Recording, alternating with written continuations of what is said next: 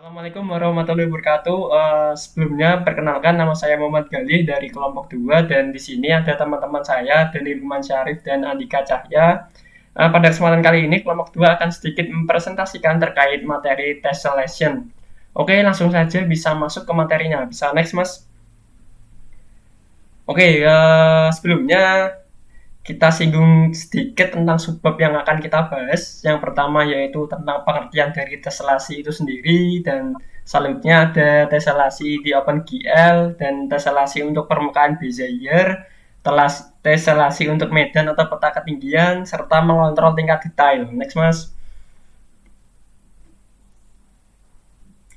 Oke, pendahuluannya, istilah bahasa Inggris tessellation mengacu pada kelas besar kegiatan desain di UPIN dari berbagai bentuk geometris yang disusun berdekatan untuk membentuk pola, umumnya pada permukaan yang datar, tujuannya bisa artistik atau praktis dengan contoh-contoh sejak dulu ribuan tahun yang lalu. Dalam grafik 3D, tessellation mengacu pada sesuatu yang sedikit berbeda tetapi tidak diragukan lagi terinspirasi oleh rekan klasiknya. Di sini, tessellation mengacu pada generasi dan manipulasi jumlah besar segitiga untuk menghasilkan bentuk dan permukaan yang kompleks lebih disukai di perangkat keras. Tessellation itu sendiri bisa ditambah tambahan yang agak baru untuk inti OpenGL tidak muncul sampai 2010 dengan versi 4.0.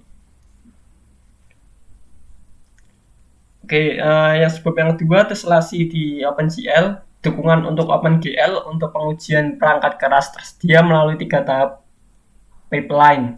Yang pertama ada shader control tesselasi, kedua ada tessellator, dan yang ketiga ada shader evaluasi tesselasi.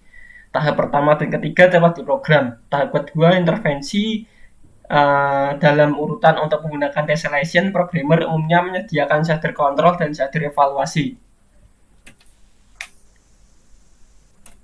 Tessellator atau nama lengkapnya adalah generator primitive tessellation atau TPG adalah perangkat keras yang didukung mesin yang menghasilkan grid segitiga tetap.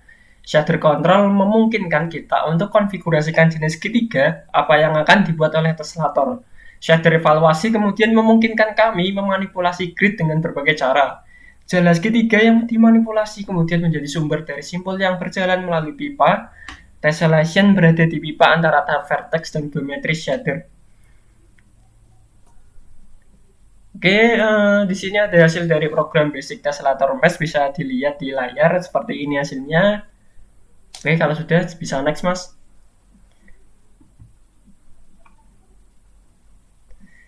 Dan penjelasan berikutnya terkait tessellasi ini akan dijelaskan oleh teman saya, Mas Andika Cahya. Silakan, Mas. Baik, terima kasih Mas Gali. Melanjutkan materi sebelumnya, seperti yang dapat dilihat pada gambar sebelumnya, tessellator menghasilkan mesh simpul yang didefinisikan oleh dua parameter, tingkat dalam dan tingkat luar. Dalam hal ini, level dalam adalah 12 dan level luarnya adalah 6, tetapi luar kisi dibagi menjadi 6 segmen, sedangkan garis yang membentang interior dibagi menjadi 12 segmen. Dua shader baru dilakukan persis sama seperti untuk vertex dan fragment shader. Mereka kemudian dilampirkan ke program rendering yang sama. Dan panggilan penautannya adalah tidak berubah. Satu-satunya item baru adalah konstanta untuk menentukan jenis shader. Menjadi dipakai konstanta baru diberi nama GL underscore test underscore control underscore shader dan GL test evaluation shader. Dirender menggunakan GL underscore fill seperti gambar yang ditampilkan berikut. Untuk materi selanjutnya yaitu tesselasi untuk permukaan Bezier.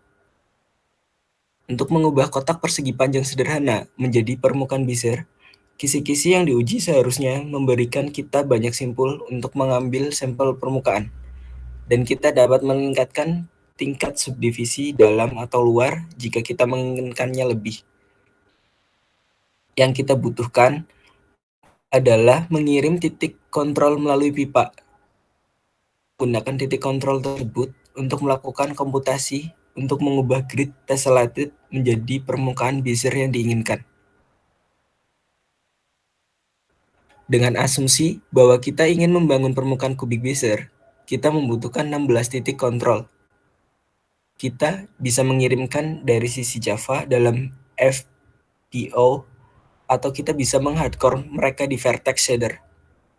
Dalam gambar berikut menunjukkan gambaran proses dengan titik kontrol yang berasal dari sisi Java. Bisa dilihat gambarnya, gambar proses dari vertex shader. Fitur kuat dari tessellation adalah bahwa shader TCS dan juga TES memiliki akses ke semua titik kontrol secara bersamaan dalam array. Ini dilakukan karena arsitektur tessellation dirancang agar pemanggilan TCS dapat berjalan di paralel.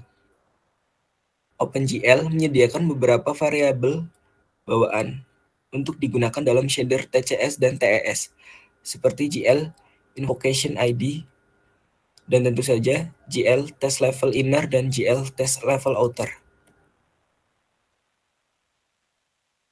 Atribut titik kontrol input dan output di TCS adalah array. Sebaliknya, simpul titik kontrol input dan atribut simpul TES adalah array, tapi simpul keluarannya adalah scalar. Shader control tessellation memiliki dua tugas, yaitu menentukan level tessellation dan melewati titik kontrol dari shader vertex ke shader evaluasi. Shader kemudian dapat memodifikasi lokasi titik grid berdasarkan pada titik kontrol Bezier. Ini merupakan hasil dari program Tessellated Bezier Surface. Untuk materi selanjutnya akan dijelaskan oleh rekan saya, yaitu Denny Lukman. Ya, terima kasih.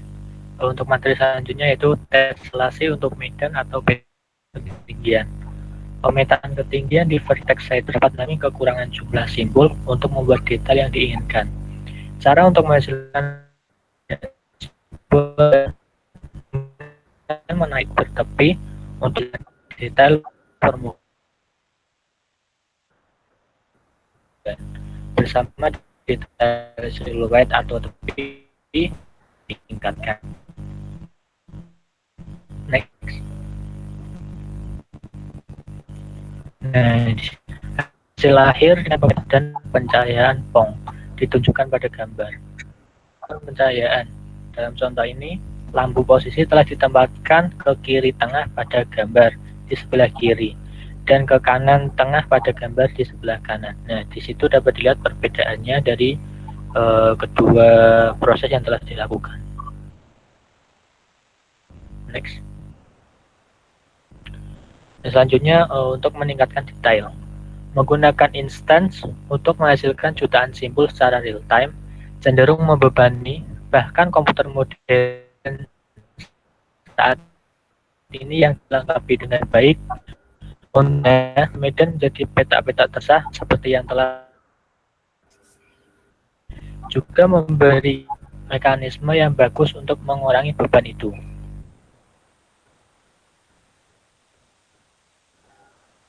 Dan simbol di tambalan yang dekat dengan kamera penting karena itu dapat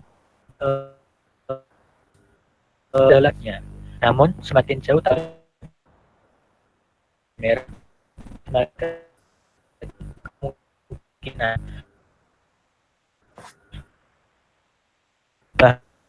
cukup pixel dalam raster untuk menjamin jumlah simbol kita untuk yang dihasilkan.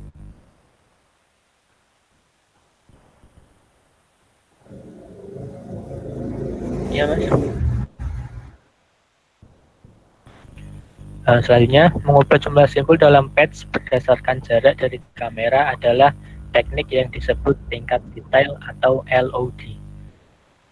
Di instance tessellation, yaitu dengan memodifikasi shader control. Strateginya adalah dengan menggunakan ukuran tambalan yang dirasakan untuk menentukan nilai tingkat tessellation-nya. Karena kisi-kisi tessel untuk tambahan akhirnya akan ditempatkan di dalam kotak yang ditentukan oleh 4 titik kontrol yang memasuki shader control. kita dapat menggunakan lokasi titik kontrol relatif terhadap kamera untuk menentukan bagaimana tool yang harus dihasilkan ada di slide selanjutnya.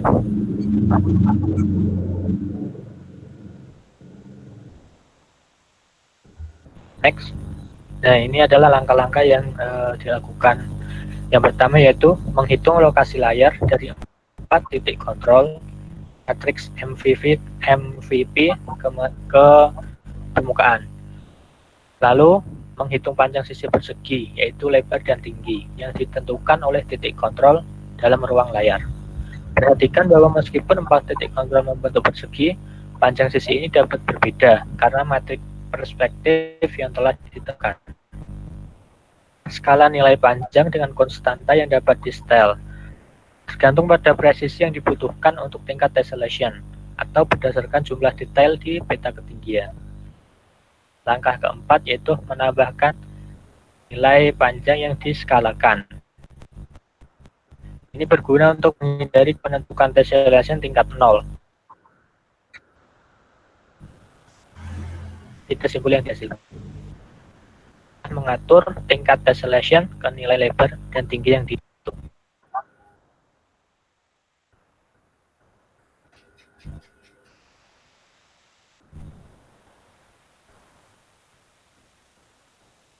Untuk materi presentasi progres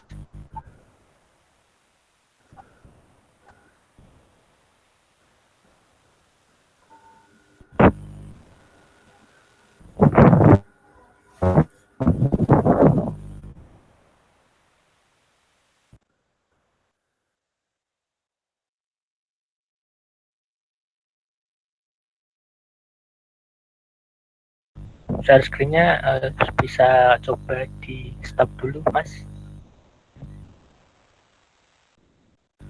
Oh, udah saya stop, Mas. Baik, untuk selanjutnya saya akan mencoba untuk share screen terkait project perkembangannya.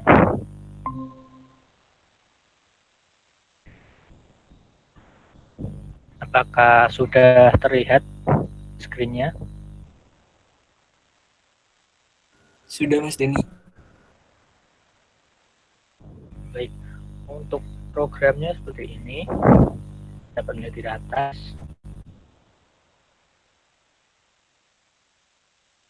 Kita membuat sebuah animasi biliar. Nah, untuk progresnya kita coba langsung saja untuk run programnya.